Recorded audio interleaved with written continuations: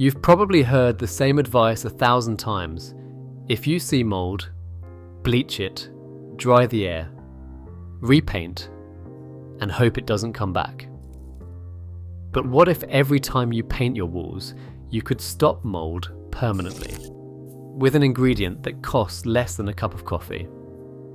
Only one problem. Builders quietly stopped mentioning it decades ago. Let's talk about the $2 paint additive that could end recurring mold issues and why it quietly disappeared from modern construction. Ana Rivera never planned to become an expert in mold. She just wanted her living room walls to stay clean. Over 5 years, she paid for remediation 3 separate times, each visit costing her $1,600. First, a contractor sprayed bleach and primer, promising the stains were gone for good. A year later, the musty smell returned. Another crew cut out drywall, ran fans for days, and handed her the same bill. By the third round, Anna could recite the process by heart. Bleach, dry, repaint, and cross your fingers. No one mentioned that her walls were still trapping moisture behind layers of latex paint. No one offered a solution that didn't start with a checkbook and end with, "Call us if it comes back." Anna's story isn't rare. For many homeowners, fighting mold means paying over and over for the same temporary fix, with no real end in sight.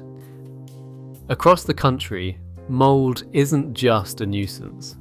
It's the backbone of a billion-dollar industry.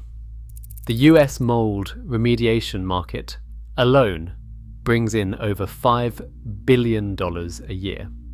Paint companies rake in another $10 billion, with specialty primers and so-called mold-proof coatings lining every hardware store shelf. And then there's the $1.2 billion Americans spend annually on dehumidifiers, all trying to keep moisture and the musty smell at bay. Each of these sectors thrives on a cycle: treat, repaint, repeat. The business model isn't built on solving the problem for good. Instead, it relies on homeowners coming back year after year for another round of products and services. Mold becomes less a problem to be solved and more a revenue stream to be maintained.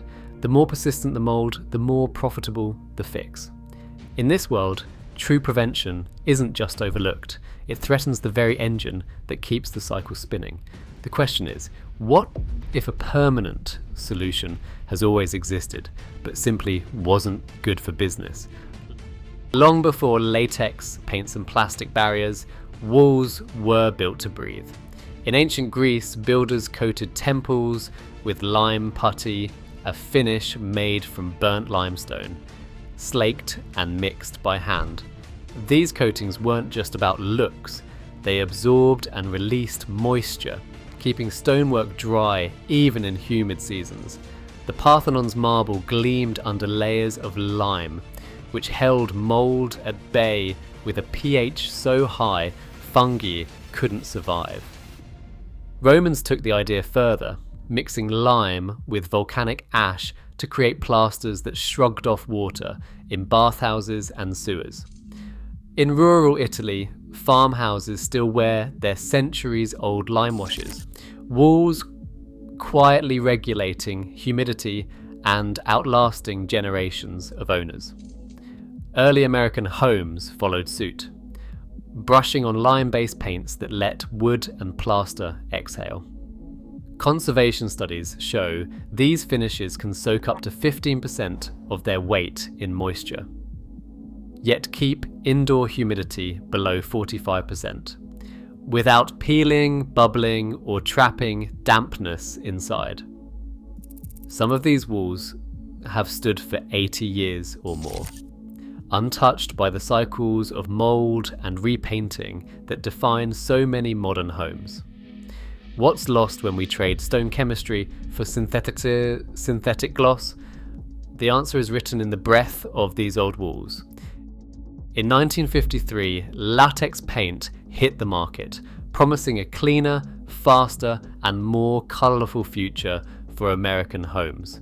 4 years later, plastic vapour barriers joined the mix, sealing walls so tightly that water had nowhere to go but in. Suddenly, the old method, stirring a scoop of lime into paint to keep mould at bay, looked outdated, even though it had worked for centuries. But there was more at play than just convenience. Latex and vapour barriers doubled the profit for manufacturers and contractors.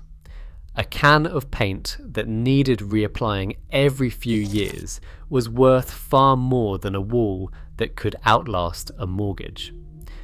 As architect Mike Reynolds put it, we traded breathability for repeat business. The shift wasn't about health or safety. It was about building a cycle that kept money flowing, not one that kept mould away. And so, the $2 fix faded, never officially banned, just quietly pushed aside in favour of products that guaranteed customers would be back. Lab tests stripped the mystery from old world lime. Dr. Lena Vogel at the Fraunhofer Institute found that a fresh lime coating wipes out over 99% of common household moulds in controlled chambers. When compared to modern latex, lime lets walls breathe. Its vapor permeability clocks in at about 8, while latex can hit 120 or higher, locking in moisture.